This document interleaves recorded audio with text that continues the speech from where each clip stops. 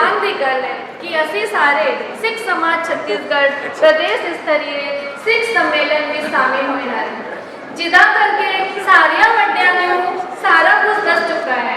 ਸਾਡਾ ਸਭ ਤੋਂ ਬੜਾ ਏਮ ਹੈ ਸਮਾਜ ਦੀ ਇਕਜੁੱਟਤਾ ਕਿਵੇਂ ਹੋਵੇ ਤੇ ਯੁਵਾ ਪੀੜ੍ਹੀ ਦੀ ਸੰਭਾਲ ਕਿਵੇਂ ਕੀਤੀ ਜਾਏ। ਵੈਸੇ ਤਾਂ ਸਾਰੇ ਵੱਡਿਆਂ ਨੇ ਸਾਰੀ ਗੱਲਾਂ ਕਰ ਚੁੱਕੇ ਨੇ, ਪਰ ਮੈਨੂੰ ਲੱਗਦਾ ਹੈ ਕਿ ਯੁਵਾ ਪੀੜ੍ਹੀ ਨੂੰ ਸੰਭਾਲਣਾ ਸਭ ਤੋਂ ਜ਼ਿਆਦਾ ਜ਼ਰੂਰੀ ਹੈ। ਬਟ ਆਪਾਂ ਸਾਰੇ ਹੀ ਯੁਵਾ ਪੀੜ੍ਹੀ ਤੇ ਬਲੇਮ ਨਹੀਂ ਕਰ ਸਕਦੇ। ਅਸੀਂ ਸਾਰੇ ਮਾਂ ਪਿਓ ਦਾ ਫਰਜ਼ ਹੈ ਕਿ ਅਸੀਂ ਬੱਚਿਆਂ ਨੂੰ ਕਿਵੇਂ ਟਾਈਮ ਦਿੱਤਾ ਜਾਏ। आज हर घर पे ना बच्चियां को टाइम है ना माँ प्यो में टाइम है। अगर ਅਸੀਂ ਚਾਹਾਂ तो एकजुटता की बात अगर की जाए तो ਅਸੀਂ ਸਾਰਿਆਂ ਨੂੰ परिवार वालों ही स्टार्ट करना चाहिए है। जे परिवार माता पिता बच्चे टाइम स्पेंड करेंगे ਤਾਂ ਹੀ ਬੱਚਿਆਂ ਨੂੰ ਅਸੀਂ ਗੁਰੂ ਘਰ ਨਾਲ ਜੋੜ ਸਕਦੇ ਨੇ ਤੇ ਸਮਾਜ ਨੂੰ ਅੱਗੇ बढ़ा सकते ਨੇ।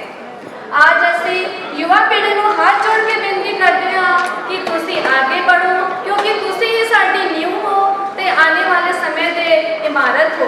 अगर ਤੁਸੀਂ आगे बढ़ोगे ਤਾਂ ਹੀ ਸਮਾਜ ਮਜ਼ਬੂਤ ਹੋਏਗਾ ਤੇ ਪਰਿਵਾਰ ਮਜ਼ਬੂਤ ਹੋਏਗਾ।